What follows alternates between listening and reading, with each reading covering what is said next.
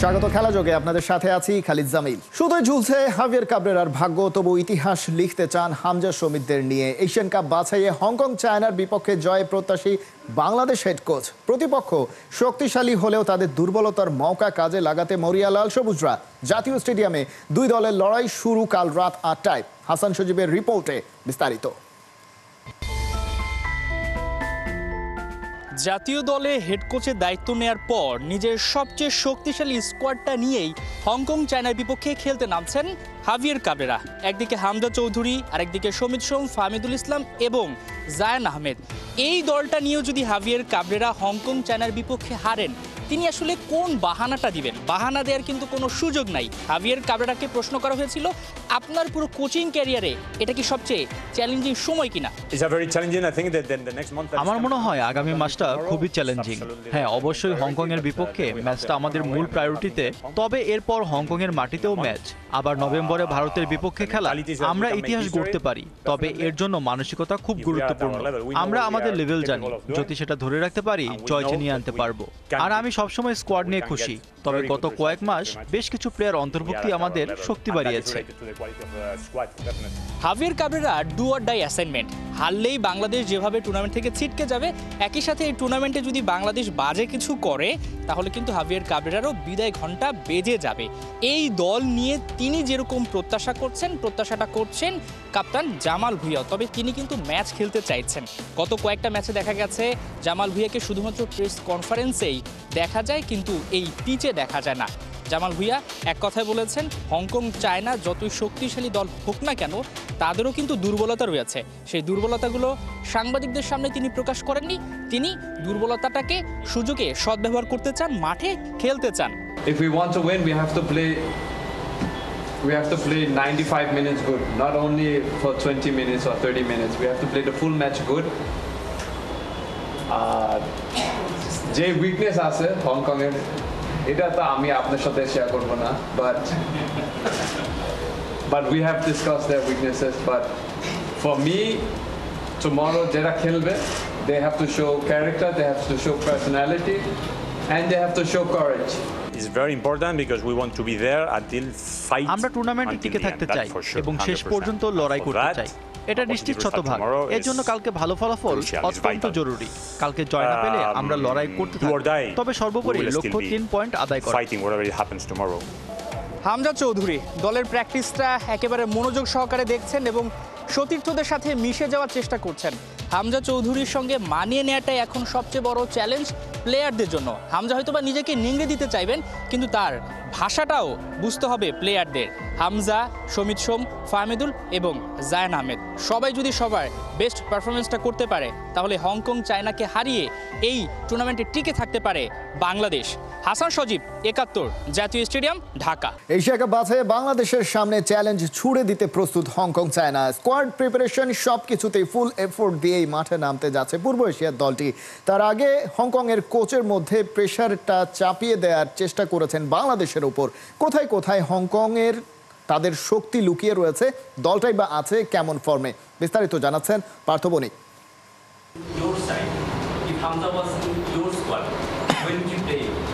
Probably on the bench.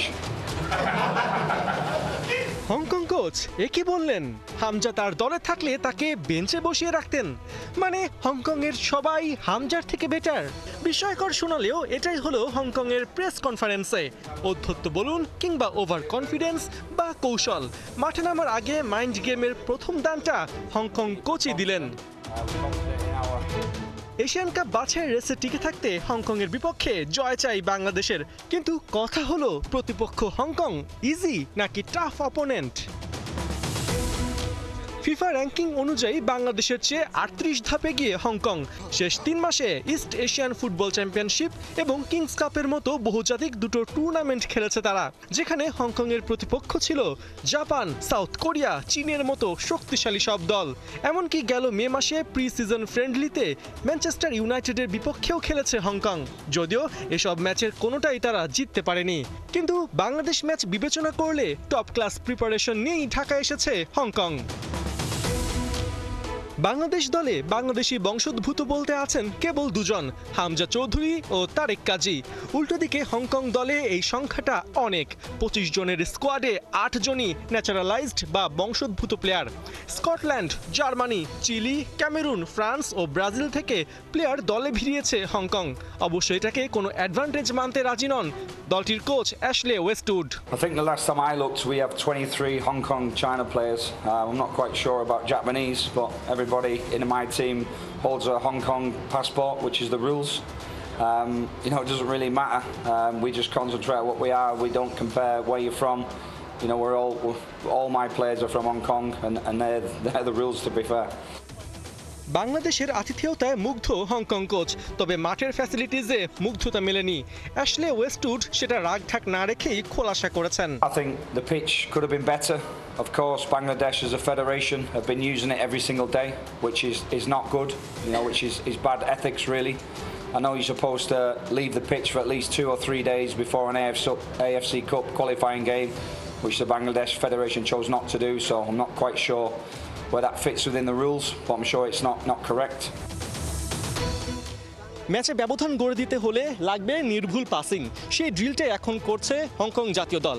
বাংলাদেশের বিপক্ষে মাঠে নামার আগে শেষ প্রস্তুতিটা সেরে নিচ্ছে। তবে গেল 4 মাসে তাদের এই প্রস্তুতি হয়েছে বাংলাদেশের তুলনায় ব্যাপক পরিসরে। শেষ 4 মাসে বাংলাদেশ যখন খেলেছে একটা মাত্র ফিফা ফ্রেন্ডলি, তখন হংকং মাঠে নেমেছে 7 ম্যাচে। অর্থাৎ এই জায়গাটায় তারা হামজা সমিতিদের থেকে অনেকটাই এগিয়ে। তারপরও দেখার বিষয় বাংলাদেশ দল নতুনভাবে উজ্জীবিত হয়ে এই হংকং টিমকে কিভাবে চ্যালেঞ্জ ছুড়ে দেয় এবং ফুল 3 পয়েন্ট তুলে নেয়। পার্থ বণিক, 71, ঢাকা। ফিফার 2টি গুরুত্বপূর্ণ কমিটিতে স্থান পেয়েছেন বাংলাদেশ ফুটবল ফেডারেশনের সভাপতি তাবিথ আওয়াল এবং নারী উইংয়ের চেয়ারম্যান মাহফুজ আক্তার কিরণ। প্রথমবারের মতো ফিফার কোনো কমিটিতে স্থান পেলেন বাফুফের সভাপতি। বুধবার সকালে গণমাধ্যমকে সংবাদটি নিশ্চিত করেছে বাফুফে। ফেডারেশন থেকে পাঠানো মনোনয়নে ওপর ভিত্তি করে ফিফা ও এএফসির বিভিন্ন কমিটি সাধারণত গঠন করে। এবার সরাসরি ফিফা থেকেই সেই কমিটি গঠন করা হয়েছে। তাবিথ আওয়ালকে করা হয়েছে football technology, innovation and digital transformation কমিটির সদস্য। এই কমিটির চেয়ারম্যান আইসল্যান্ডের থরভাদুর ওরলিগসন। অপরদিকে মাহফুজ আক্তার কিরণ স্থান পেয়েছেন ইউথ গার্লস কম্পিটিশন কমিটিতে। এর আগেও কিরণ ফিফার নির্বাহী কমিটি এবং বিভিন্ন স্ট্যান্ডিং কমিটিতেও ছিলেন। তাদের এই 2 কমিটির মেয়াদ 2029 সাল পর্যন্ত। এছাড়া এফসির মিডিয়া কমিটিতে এখনও রয়েছেন বাফুফের সাবেক সহসভাপতি কাজী নাবিল আহমেদ এবং কম্পিটিশন কমিটির সদস্য হিসেবে আছেন কাজী সালাউদ্দিন। এই 2 কমিটির মেয়াদ 2028 সাল পর্যন্ত। আবুধাবিতে 3 ম্যাচের ওয়ানডে সিরিজের প্রথমটায় আফগানিস্তানকে 222 রানের টার্গেট দিয়েছে বাংলাদেশ। টস জিতে ব্যাটিংয়ের সিদ্ধান্ত নেন টাইগার অধিনায়ক মেহেদী হাসান মিরাজ। 25 রানের মধ্যে তামিম ও শান্তর উইকেট হারিয়ে বিপাকে পড়ে তারা।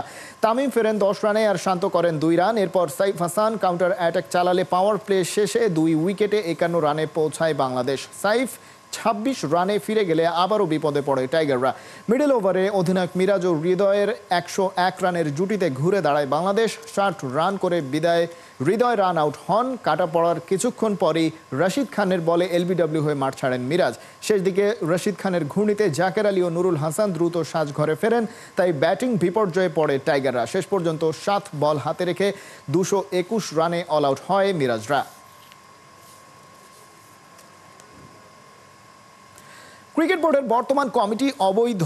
নির্বাচনে কারচুপি করেই নাকি বুলবুল ফারুকরা ক্ষমতায় বসেছে, এমনটাই দাবি ঢাকা ক্রিকেট ক্লাব অর্গানাইজার্স অ্যাসোসিয়েশনের।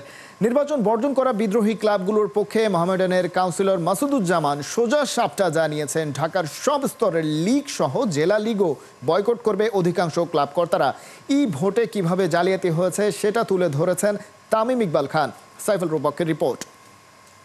হাস্যকর একটা জিনিস আমি দেখলাম এই ইলেকশনে, যে 42টা বা 43টা ভোট কাস্ট হয়েছে, if I am not wrong. এটার মধ্যে 34টা ভোটিং। যারা ক্যান্ডিডেট, ভোটিং কেন হয়? আইদার আপনি অ্যাভেলেবেল না, আপনি সেন্টারে যেতে পারবেন না, তাই তো আপনি এই ভোটিং এর সুবিধাটা নেন। তো 34টা ভোটিং, আর ওই 34 জনই কিন্তু ওই দিন সেন্টারে ছিলেন। যারা 12 জন যারা ক্যান্ডিডেট, যারা ডিরেক্টর হয়েছেন, প্রত্যেকটা জায়গায় দেখেন প্রত্যেকজন ভোটিং করে। এটার মোটিভটা কি? আলোচনার তো কিছু নাই, নির্বাচনটাই তো আমরা মানছি না। আমরা নির্বাচনটাই মানছি না, নির্বাচনটাই বর্জন করছি এবং নির্বাচনের ব্যাপারে আমরা অনেকবার বলছি এই নির্বাচনটা হইতে না দেওয়া হোক, এই কথাটা কেউ শোনেনি। সো এইটা ওনার এখনো বলার কিছু নেই, উনি অবৈধ প্রেসিডেন্ট, আমাদের হিসাবে উনি অবৈধ প্রেসিডেন্ট। ছোটবেলার থেকে শুনতাম সবসময় যে ইলেকশনে লাস্ট মিনিটে পোল্টি হয়ে গেল, এটা হয়ে গেল। তো এবার একটা এক্সপিরিয়েন্স হয়েছে। আজকে আপনারা যা স্টেটমেন্ট দিচ্ছেন এই স্টেটমেন্টের সাথেই কিন্তু থাকি। ভবিষ্যতে যদি কোনো কিছু হয় তখন কিন্তু স্টেটমেন্ট চেঞ্জ করে আমাদের সাথে এসে বসে দেন না, এই জিনিসটা আপনি মেনটেন করবেন। অনেকেই বলে দেশের ক্রিকেটের অক্সিজেন হলো ক্লাব ক্রিকেট, অথচ বিসিবি নির্বাচনকে কেন্দ্র করে দুভাগে ভাগ হয়ে গেছে কর্তারা। ঐতিহ্যবাহী Mohammedan, Abahani, Surjotorun, old DOHS, legends of রূপগঞ্জের মতো বড় ক্লাব সহ প্রায় 40টা ক্লাব বিদ্রোহ করেছে। নির্বাচন পেছানোর দাবি না মানায় ভোটে ৯-৬ করার অভিযোগ এনে বিভিন্ন লিগ না খেলার কঠিন সিদ্ধান্ত তাদের। যে কোনোভাবেই আমরা ঐক্যবদ্ধ থাকব, আপনারা পাশে থাকবেন, যারা আমাদের ক্লাবগুলি আছেন। কাউকে কোনো ক্ষতিগ্রস্ত করতে চালে, কাউকে যদি কোনো ধরনের হুমকি টুমকি দেওয়া হয় বা কোনো ষড়যন্ত্রের ফাঁদে ফেলা হয়, আমরা সবাই ঐক্যবদ্ধ থাকবো এবং আজ থেকে তাদেরকে সময় আর দেওয়ার কিছু নাই। আমরা আসলে ক্রিকেটটা আপাতত বন্ধ থাকবে, আমরা এই বন্ধের ঘোষণা দিচ্ছি। তৃতীয় বিভাগ বাছাই থেকে শুরু করে ঢাকা প্রিমিয়ার লিগ পর্যন্ত মোট 5টা লিগে সব মিলিয়ে দেখা যায় কয়েক হাজার ক্রিকেটার। কর্তাদের চেয়ার নিয়ে টানাটানির এই লড়াইয়ে দিন শেষে ক্ষতির মুখে পড়তে যাচ্ছে ক্রিকেট আর ক্রিকেটাররা। ক্রিকেটাররা সবচেয়ে বড় স্টেক হোল্ডার ওনাদের বিষয়ে। আমি নিজেই একজন ক্রিকেটার ছিলাম, তো এই জিনিসটা কিন্তু এই ইলেকশনটা যারা করেছেন তাদেরও চিন্তা করা উচিত ছিল যে প্রসেসে ওনারা ইলেকশনটা করেছেন, যে প্রসেসে ওনারা ডিরেক্টর হয়েছেন বা প্রেসিডেন্ট হয়েছেন, এটা কি ক্রিকেটের সবচেয়ে বড় স্টেক হোল্ডার, যারা প্লেয়াররা কি ডিজার্ভ করে কি করে না। ঢাকার অধিকাংশ ক্লাব লিগ বর্জনের ঘোষণা দেওয়ার দিনেই প্রেস রিলিজ দিয়ে বিসিবি জানিয়েছে ক্রিকেটারদের পাশে থাকবে নয়া পরিচালকরা, সময় মতোই মাঠে গড়াবে সব স্তরের লিগ। সাইফুল রূপক, ৭১। ক্রিকেটের পাশাপাশি ব্যবসায় নাম লেখালেন তানজিম সাকিব ও মৃত্যুঞ্জয় চৌধুরী। দুই বন্ধু হেঁটেছেন ভিন্ন পথে। ইসলাম ধর্মের অনুসারীদের জন্য হজ ও ওমরার বিশেষ এক ইবাদত, আর সেটি সহজতর করতে সহযোগিতা করবেন এই দুই তারকা। নিজেদের এজেন্সির মাধ্যমে অসহায় মানুষের সাহায্য করার লক্ষ্যও রয়েছে তাদের। বিস্তারিত আবু নাইমের রিপোর্টে। ক্রিকেটার থেকে ব্যবসায়ী, রাজনীতিবিদ হওয়ার গল্প নতুন নয়। মানবতার সেবায় নিজেকে বিলিয়ে দেওয়ার উদাহরণও আছে এই বাংলায়। তবে এবার এসেছেন নতুন মুখ। রাজনীতি নয়, ব্যবসায় মনোনিবেশ তানজিম সাকিব, মৃত্যুঞ্জয় চৌধুরীদের। আলহামদুলিল্লাহ, ফ্লাই রেহেলাটা করার ক্ষেত্রে মানে সবাই খুব পজিটিভভাবে নিচ্ছে, কারণ বাংলাদেশের মানুষও জানে যে এই সেক্টরের কি অবস্থা। উপার্জন নয়, সেবাই মূল লক্ষ্য। উমরা ও হজ এজেন্সি খুলেছেন সাকিব, মৃত্যুঞ্জয় ও খালেদ আবদুল্লাহ নামের এক ধর্মীয় আলেমকে সাথে নিয়ে। ক্রিকেটের পাশাপাশি মানব সেবায়ও নিয়োজিত এই দুই তারকা। ভাবনায় আছে সাধারণ মানুষ, মানে যারা গরিব মানুষ কিন্তু খুব আগ্রহ আছে যাওয়ার, আমরা তাদেরকে কালেক্ট করে প্রত্যেক সফরে এমন একজন করে ফিরি উমরাতে পাঠাবো। তো এতে কিন্তু দেখেন আমাদের প্রচারণা হবে, যেহেতু আমরা ভালো, আমরা আমাদের প্রচারণা কেন করব না? যেহেতু আমরা 2 নাম্বারই করতেছি না, টাকা মেরে দেওয়ার সম্ভাবনায় তানজিম সাকিব তো টাকা মেরে দিয়ে পালাবে না, বা আমিও তো টাকা মেরে দিয়ে পালাবো না। তো আমরা যেহেতু 2 নম্বরে করতেছি না, আমাদেরকে আমাদের নিজেদের প্রমোট করতে হবে বেশি, যার কারণে আমাদের ওটা প্রমোশনাল একটা বিষয় হবে। কিন্তু একটা মানুষ আমাদের মাধ্যমে হজে উমরায় যেতে পারছে বিনা টাকায়, সে হয়তো বা কোনোদিন স্বপ্নও দেখে নাই। তো এগুলো আমাদের অ্যাচিভমেন্ট হবে। আমরা এই অ্যাচিভমেন্টের জন্য এই সেক্টরটা তৈরি করছি। ক্রিকেটার হয়ে এজেন্সি খোলার কারণ কি, কিংবা বিশ্বাস অবিশ্বাসের মাপকাঠি বা কার হাতে, প্রশ্ন ছিল, জবাব দিয়েছেন মৃত্যুঞ্জয় চৌধুরী। আমাদের ক্ষেত্রে আমি বললাম না যে এখানে ট্রাস্টের কোনো সমস্যা নাই, আমরা আমাদের জীবনে টাকার অ্যামাউন্ট অনেক ভালো দেখছি এবং আমাদের জীবনে পরিচিতও আছে। কারোর আসলে ওই 20 লাখ টাকা মারার থেকে আমাদের মান সম্মান এখন অনেক বেশি, আর আমরা মেরে পালাতেও পারবো না, আর আমাদের ওই নিয়তটাও নাই আসলে। তো এই ক্ষেত্রে আমি বলবো, যেহেতু এই সেক্টরটা এই ট্রাস্টের উপর ভিত্তি করে চলে, আমাদের উপরে যে কেউ ট্রাস্ট করতে পারে যে এখানে 3 জনের ভিতরে একজনও যাওয়ার না, একজনও পালানোর না, কেউ যদি পালায় অপর 2 জন আছে সেটা বাঁচানোর জন্য। আলহামদুলিল্লাহ, ধর্মীয় কাজগুলো সঠিকভাবে পালন করার জন্য দরকার সঠিক গাইডলাইন আর বিশ্বস্ত কোনো মাধ্যম। জাতীয়